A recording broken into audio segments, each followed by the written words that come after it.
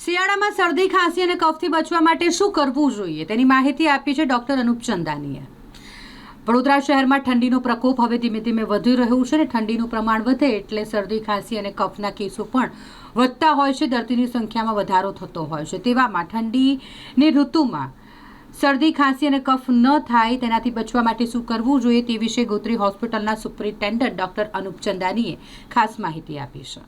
Good morning, doctor Anoop Chandani, superintendent GMARS hospital Gotri Vadodara.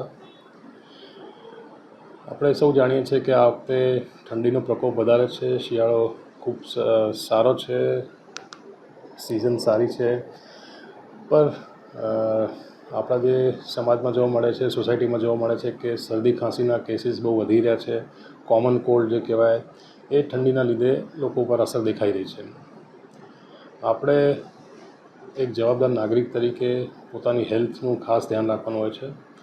આવી seasonal જે changes આવતા હોય છે અને આ અત્યારે જેમ ગ્લોબલ વોર્મિંગને બધા ઇસ્યુઝ છે એના લીધે બધા ચેન્જીસ ખૂબ જ અનપ્રેડિક્ટેબલ છે।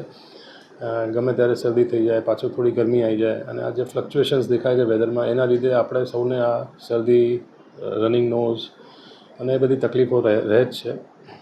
ખાસ આપણે એનાથી બચવાનું છે, પોતાની જાતને સાચવીને રાખવાનો છે। ગરમ કપડાનો ઉપયોગ, આહારમાં ઠંડા પીણા, ઠંડા આઈસ્ક્રીમ કે બધાનું જે આપણે સેવન કરતા હોઈએ એના ઉપર બી કંટ્રોલ રાખવાનો છે।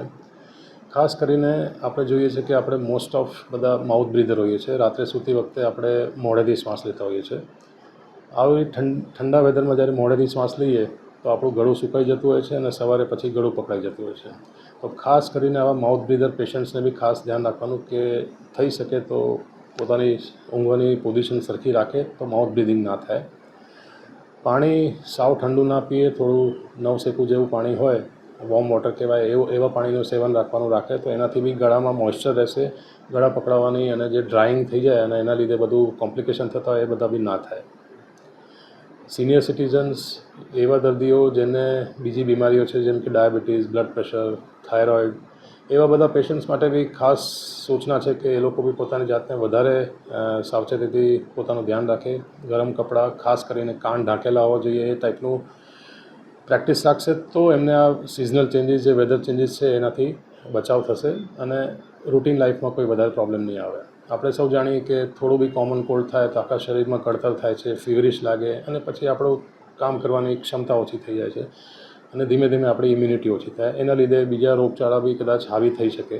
તો એ બધાનું ખાસ ધ્યાન રાખવા માટે આ બેઝિક વસ્તુઓ જો આપણે રાખીશું, પ્લસ કુદરતે જે સિઝનલ ફ્રૂટ્સ આપણને આપ્યા છે જેમ કે આમળા છે એનું સેવન, હળદર, લીલી હળદરનું સેવન, એ ટાઈપનું હોય ખોરાકમાં એનું ઇન્ક્લુડ કરવામાં આવે તો ડેફિનેટલી એને આપણે ઇમ્યુનિટીને બૂસ્ટ કરી શકાય છે। તો સૌ નાગરિકને સ્પાર્ક ન્યૂઝ તરફથી સંદેશો પહોંચાડવા માગું છું કે સિઝનલ વેરિએશન્સ આગળ આપણે કોઈ વધારે મેડિકલ હેલ્પ કર્યા કરતાં આપણે પોતાની જાતને કાળજી રાખીએ અને પોતાનું જીવનશૈલી બદલીએ તો આપણે એનાથી બચાવ થશે।